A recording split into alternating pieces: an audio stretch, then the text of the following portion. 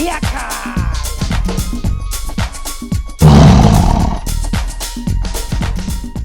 and welcome to the Betway Beat, and it's brought to you by SoccerBeat, and it's your host as usual, Peter du Toit, and I've got a guy, just looking at his face, you don't need an introduction.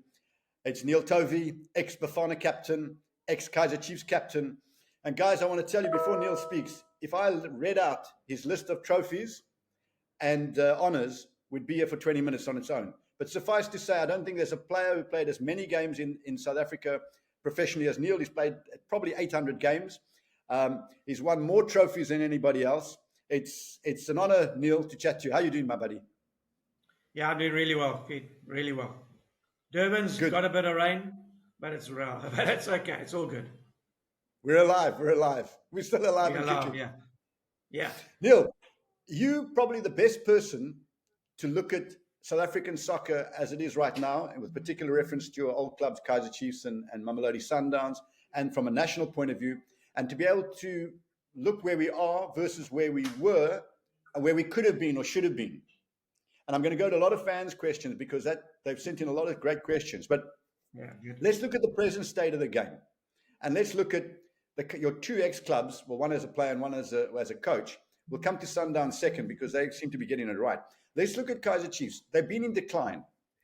First of all, and as a fan's question, many of them have asked, why do you think Chiefs went into decline? I mean, you're a student of the game. You're a thinker. You're not just a player. You're a deep thinker of the game. Why have Kaizer Chiefs gone into decline?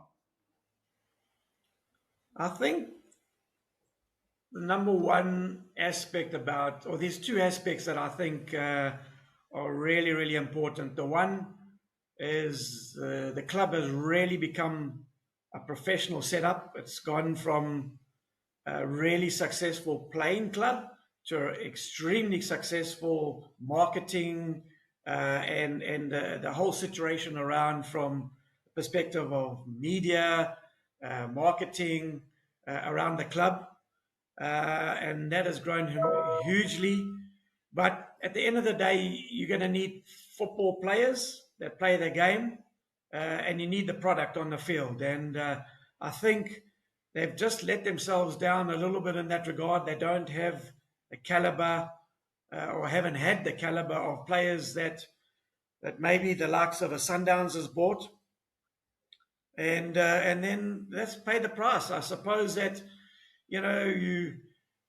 it's not always the best 11 on the field. You've got to get them to play week in, week out. And then again, there's that hunger to put the jersey over the shoulder and not just to think that Chiefs is any small fry and it's just another club. And I don't think a lot of those players know the enormity of the club and the history of the club and what past greats have gone through the club and have done that jersey with extreme pride.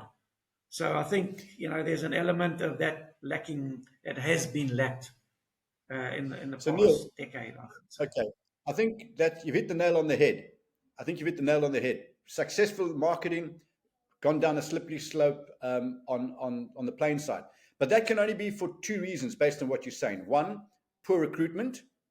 And number two, based on what you're saying, that even once they recruit, the players have not understood the enormity of the task ahead of them and not applied themselves enough. And I'll take you back to an interview I did with you at Soccer Laduma, and I spoke to you about a player called Mohamed Aseb. And you said to me, I asked him what he's like, and he said to me, he's a top player, but he's going to become an even better player because not only has he got the ability, but he understands what it means to play for Kaizer Chiefs. I think he was helped by the players around him, obviously. Yeah, players like 100%. Next to him and that is something that's needed as around the team. You need fellow players that even at training, if you're not pulling up your socks. I mean, Tabang, Labisi, Thabo Moekis, you can, if you had a chat with them all, obviously Tabang, is late, but they knew if they didn't lift their game at training, I'd be on top of them immediately, and have a go at them in their attitude right from the training field, not just when it gets to the game performance. And the leadership, I think, yes, they've had leaders, but I don't know if they've had that many that have, like we had in the past, that really got on top of you if you did not perform and did not do your job that was required. That I think is a big task, that they need to get those leaders back into the club, and the performances will be raised, I think. Yeah. So again, that talks to recruitment, signing players who understand the magnitude of the club. That's the first thing, and have got the ability to gain that kind of respect from their fellow players, and they're few and far between. But there is a shortcut to get there, in my opinion, Neil, and I'd like to address this with you. Is that right now, head of recruitment basically is Kaizer Jr., and obviously he's a family member, so he understands the heritage of the club completely, and he played for the team, so he understands playing for the team as well. And he's a smart guy, I'm told. I haven't met him personally. So he understands I would imagine he understands the necessity, but obviously this rot has happened for a period of time now. Why not make a shortcut and bring in people like yourself, the Dr. Kumalus, players who were leaders in either by their ability and their organizational and captain's type skills like yourself, and you had the ability as well, obviously, they wouldn't play that many games, or someone who was so good, like Doctor, that people naturally went, shit, I've got to play at that level. Why not bring these people in on the coaching staff, not necessarily as coaches, but certainly as helping in recruitment, B in indoctrinating the players in the values of the club, and C, being able to assist in what's not happening on the field, but almost a training and calling people out if they're not wearing that Chiefs jersey as the fans expect them to do, and then you can see the frustration in the fans with the players. Have you never been called? I couldn't agree more. They should be using players that have had a culture with the club, because there's one thing recruiting and going and watching a decent player, but there's another thing if that player's got the capability to play for Chiefs from a mental perspective. Because maybe from a skills perspective, he's got it all the boxes ticked, but when it comes from the size of the club, that club can eat you up if you're not on top of your game, and the mentality needs to be explained and seen through, and that is a huge area that the club could really go into and identify for those players to have that environment around them where they are talking to past players that have done the jersey and done it well, and use their experience, use their thought processes. What's troubling the player at this stage? And I was a good player. Now all of a sudden I'm lacking confidence and all those aspects, and what can make them tick over and have discussions with the likes of Doc, myself, or whatever. I think it's a huge aspect that club could delve into from a technical aspect, and even some of us just sitting around, just watching training sessions, seeing the attitude of players, just having a look around, and obviously then being on top of watching games thoroughly and giving their view on. I'd love to do a technical analysis of the team and say, look, I just felt the shape and the defense at this time that led to this goal was wrong. It should have been a little bit tighter. The zones should have been kept tighter in between the midfield and the defense, whatever it is. The channels could have been tighter, whatever, and have that discussion with the management, and even go into having the discussion with the player if the coaches do require.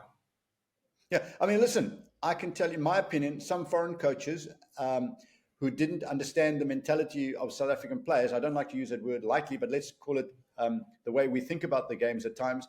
If they got a young Dr. Kumalu at 19, 18, they may have said, great ability, but can't defend, can't tackle, doesn't run. Yeah. Meanwhile, he was a genius for Kaizer Chiefs because other players did that for him and knew that when he gets the ball, he'll do that for us. So I think it's critically important that we've got people in coaching setups that understand the makeup of how we play. And that leads me to a question, just again, looking at Nabi's team, it's all foreigners. They're all foreigners, and they're obviously all know their football, and they obviously love their football, and they're all obviously committed to the job of getting Chiefs back to the top. But I just wonder that there's no local person in there for them to turn to and say, tell me what makes this guy tick, because they're North Africans and they've obviously understand a North African mentality, and they understand a footballer's mentality. But a Japanese player ticks differently to a South American player, to a German player, to a South African player. So I don't see anybody on that bench who could turn around to Nabi and say, leave him to me. I'll have a word with him. I'll sort this out. Because if you think of that Chiefs team, there's a lot of good young players in there that I worry too many defeats is going to kill their careers. You look at the Vilakazis, the Shabalalas, the Zwanis, the Dubes, and so on. Your thoughts? I couldn't agree more. I think it's all about trust. You know, when a coaching team comes in and the technical team comes in, for that matter, you know, it's got to revolve around trust, and you know, and that's got to be explained to them that, you know, he's there. He's not wanting your coaching position. He's wanting there for the betterment of the club, and that's an extremely important role. You see where the game is going all over the world. Okay, Edu just resigned from Arsenal today or yesterday, but he provided such an important role, an ex-Arsenal player that did a bit of the thoughts around the recruitment. He wasn't alone in the recruitment. And a major player in it. And he could actually talk to players off the field, and Arteta had the confidence in what he was talking to those players about, that it was for the betterment of the club. And those roles are getting used. Manchester City, all of them, all the top clubs nowadays have those persons that are in that role making. Correct. And the interesting thing there is that person is guaranteed to be longer at that club than any coach, unless you're obviously a Pep and so on and so on. Because coaches, generally speaking, 3 years, they've gone on to pastors and you 4 years. Whereas the Neil Tovey, who is in that technical position, he knows he's signing players for 5 years, or he's signing someone as a stopgap. But he knows exactly the DNA of that club and what kind of personality can fit in with that club, and can go into is this player mentally strong enough to play for somebody like Chiefs? And I worry about these youngsters that they attacking and they play nice attacking football, but after a lot of defeats, you start hesitating for a second, and that's when you're finished. But Neil, let's take a quick break from our sponsors, Betway, and we'll be back with you in a minute. You see, it was this game that turned boys into giants. Even today's aces inherited the name from those who came before. Kusabutha lomlilo, buzalwa abaziyo, bazokutshela, lisegazini forever. Welcome back, guys. It's the Betway Beat, brought to you by SoccerBeat, and I'm with Neil Tovey. And don't forget to like, subscribe, comment, and share, and follow us on our social media platforms. Neil, the holding midfield role is a role you know well, having played there, and at centre back. It's an important role at Kaizer Chiefs. Right now, they've got Mart, Blom, and Zwani, the youngster, playing in that role. It's a problematic area. What would you be saying to the coach? What should they be doing from a playing point of view? And what should the coach be saying to them? Or they exposed it. That's a big problem area at Kaizer Chiefs right now. Yeah, I think that area, you always want to talk about, is he a more attacking player? Is he more a defensive player? What combination does he have in both departments?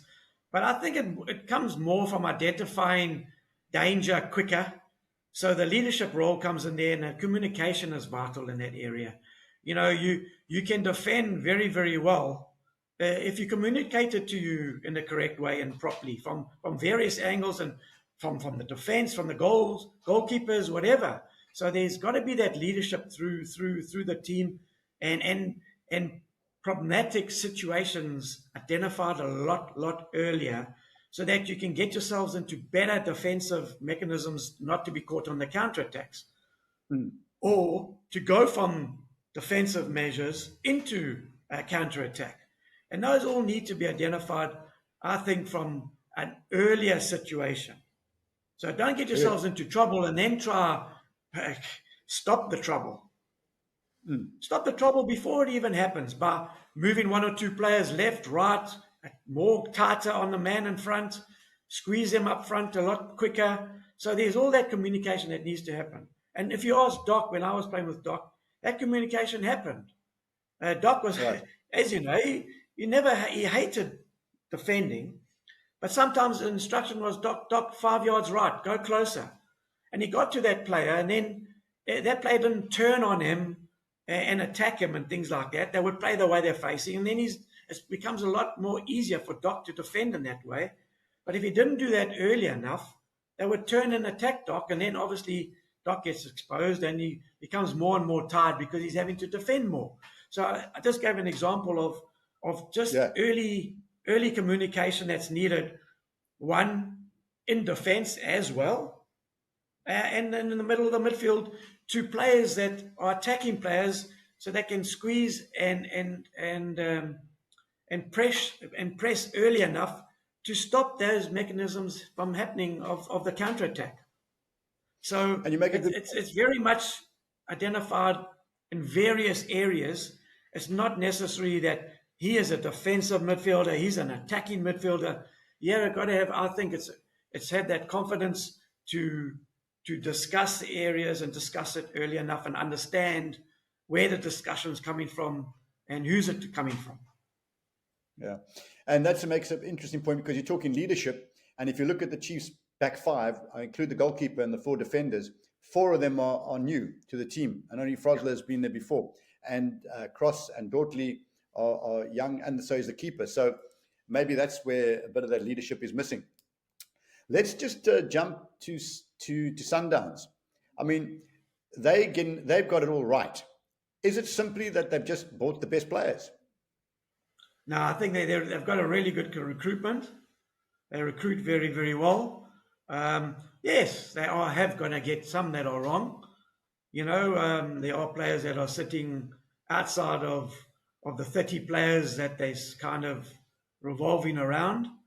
But at the same time, they looks like they've got their recruitment correct. They've made some really good signings from South America and in that area, and so I think, and some really good African players, Shalalile, and so I think, you know, they've got more right than wrong, and they've proven it with results in the last decade, if you can term it that as well. Yeah. Neil, a question I always wanted to ask you, and I'm surprised I've never asked you this before. When you were coaching, I mean, you won the league with Gamondi, a hell of an achievement. The next season you were gone. Why? I don't know why to this day, to be honest. I mean, we set it all up. We played the first couple of games and we're well on track. We had the preseason sort of training and everything like that. And Gordon took over, and if I'm not mistaken, he won the league. Yeah, and we had done all the work. Yeah, he had done all the work. You know, to this day, not quite sure, to be honest. Then another question I haven't asked you, and a good time to ask you right now. I mean, there's very few players who've played as many games for you as Kaizer Chiefs and won as many honors. Have Chiefs never knocked on your door and said, listen, you should come on board in some form or other? No, they haven't actually, and I've always said that I'd love to go there and help, and it doesn't have to be from a coaching perspective. I've served as a technical director. I can come from a technical director, or not even a technical director, from a technical manager or whatever you want to call it, because I feel that if I go in and analyze a game, I think I've got the ability to read a game and to have a look at what possibly could be rectified, and even have chats with the defense, with the midfield, with both, with the team, and you know, together with the coaches, not outside of the coaches.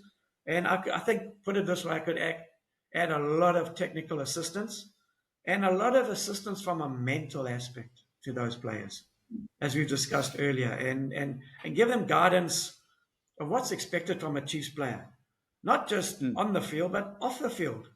And are you doing enough? Are you doing enough training? Are you doing enough Are you having enough rest? Are you what are you what are you doing to make yourself a better player? And do you love Chiefs enough to that when you put the jersey on, thinking that it could be your last match? Yeah. So You know, yeah, interesting, Neil. I know for a fact that at clubs like Atletico Madrid and Real Madrid, the fans, a fans group meets the players before the start of every season and tells the players their expectations. And I also know when new players come in, they sit down with players who've been legends at their club, still live in the area and still their heart's still with that club. And that player explains to them, this is what this club's about. And it goes on, it doesn't just stop there. So it's well, interesting that I don't know. yeah, I've got the same Sorry? situation. I live in Durban. I've got Yeah. Amazulu down the road. I mean, I played for Amazulu. I've coached Amazulu. I mean, I Yeah. also know the culture of Amazulu. So, I mean, that could go for them as well. And I can't understand, with all their difficulties, that I can't give them technical assistance in any form. I can't understand either. Neil, I want to ask you, like, from your heart, honestly and truly now, and there's a lot of people watching this and they're football fans who love you and they love their clubs. How do you actually, I mean, how do you get your mind around this? How do you honestly feel? I mean, that you've given this game so much. Obviously, you got paid for it and you were rewarded, but you in particular Chiefs and Amazulu, because you were lesser time at Sundowns, that they haven't come to you and said, listen, in some way, we want to honor your past by not just giving you a handout, by your presence within the club, because we value what you can input. How does that make you feel? I'm not, and they, by the way, don't have to. They're not beholden to do that either. But how does it make you personally feel? I'm mind-boggled by it. I'm absolutely mind-boggled by it, because the fact that it's not just Chiefs and Amazulu. I mean, there's other professional teams out there that I could add value to their setups. There's another two or three in KZN as well. But yeah, it's and that goes for Bafana Bafana too as well. So yeah, it's but that's how it is. That's how the game is. So yeah, sometimes you have to put back into the development of the game, you know. We'll talk about that after the break. Let's have a quick break, guys. We'll be back to you shortly with more Neil Tovey and a couple of funny stories. Betway is giving customers a chance to win big with their 4 to score free weekly prediction. Simply predict the first teams to score in 4 Betway Premiership matches, and you could win 50,000 Rand. Scan the QR code on screen now to enter. Get way more with Betway. Standard T's and C's apply. Welcome back. It's the Betway Beat, and it's brought to you by SoccerBeat. And I've got Neil Tovey with us. And again, guys, don't forget to like, subscribe, and let me know what you thought of Neil's interview. Any further questions you want, put it in the comment section, and we can always get Neil on again. We haven't touched even 10% of what I should be talking to Neil about. Neil, let's just chat about, before you tell us one or two funny stories, what you're currently doing. I know you're busy with Doc. Yeah, I've got a program with my brother Mark's son Quinton. It's called Interposition. There's a number of us involved with it in the program. Sean Bartlett, myself, Doc Kamala, Andre Orange, even Gavin Hunt from service provision as from the outside is giving advice, and Shakes and Gwenya is part of it. So basically, go into areas. We've been dealing with 5 townships in Johannesburg, where we get the school teachers coming out of those individual townships. We are going to a coaching aspect with those coaches and talk to them about what it is to become a coach and all the facets of it, the principles of training, the methods of training, everything what it is to become a coach, what's expected.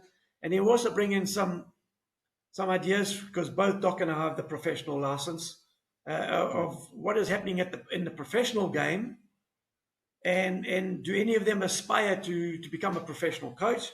And obviously it's all age related. We know that, and so there's many facets. We've got 3 phases that are busy doing at the moment. 3 different phases. How we bring them through that. That's principally going through the D license, the C license, and some of the B and A license. We touch on aspects of it to make them better coaches, and so we offer it back into into their knowledge. Then they take it back in, where they get given equipment.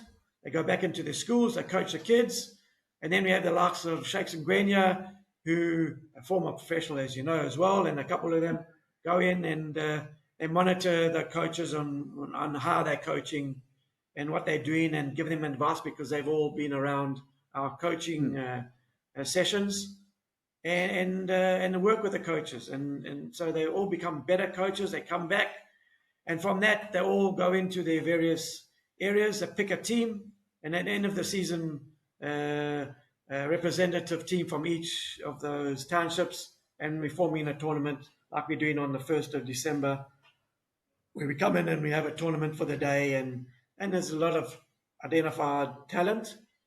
But not only in the program, there's also about gender-based violence come into it, and all the misgivings that happen in our world at this moment get spoken to the coaches, how to identify it and how to go through those aspects of, as a coach, to identify those frailties that happen with the kids.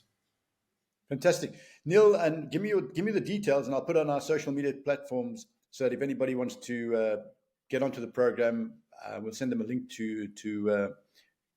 we'll send them either details to you, but send me your details and we get everybody onto it. Neil, right, the fun part, my favorite part. Let's have some funny stories from your playing days. Ones that you're allowed to be able to tell. They won't get anybody divorced. No, not at all. Let's go from my earlier days when I moved from Durban City to AmaZulu.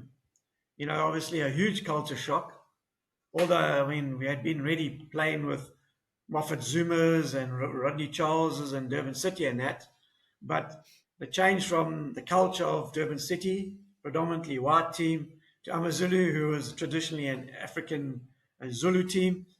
And I'll never forget, because the first game was we were playing Acadia Shepherds, and AmaZulu never, ever had beaten Acadia Shepherds in their history, whether it was at home or away from home. And so our first game was against Acadia in Kings Park Rugby Stadium, or the now Rugby Stadium, where AmaZulu used to play our home games out of, and really get a large crowd. When I was there, we were getting 20, 25,000 in those days supporting us. Fantastic. But on this occasion, we went into camp in a hotel, and I think it was a Friday night. We were playing the Saturday, and gathered on the early Friday night, went down had supper, came back to the rooms, and I was at that stage I was partnering with Kevin Moody. He had also just joined AmaZulu, and I had a knock on the door at about, must have been 10:30, 11 o'clock that night. Come with us.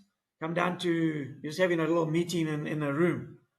So we went down the corridor, knocked on the door, boom, walked in the door, and it was just complete smoke. It was just smoke. We couldn't hardly even see anything in the room. And the witch doctor called us. Come sit down by the Bunsen burner. Sat down there. He had blankets. Threw the blankets over Kevin and I. And we had to go there and just say a few words and inhale the smoke. And, we're looking under the armpits to get a little bit of oxygen. And it was, kind of all different to Kevin and I. And then we thought, okay, well, this is it. And then he said, okay, stand up. We stood up. He said, now you must go to the bath and you must wash. Okay, all right.